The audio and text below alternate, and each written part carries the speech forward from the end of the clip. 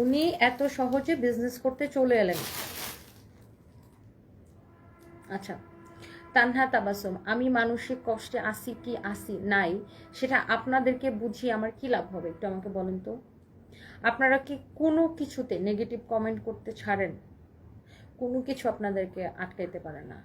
So আমি মানসিক কষ্টে আসি নাকি মানসিক আনন্দে আসি, না আমি কিসের মধ্যে আসি, আমি এত সহজে বিজনেসে আসছি না কষ্ট করে বিজনেসে আসছি, না কি কারণে বিজনেসে আসছি, সেটা আমি আপনাকে কেন ব্যাখ্যা দিতে যাব? কারণটা কি? What's the reason?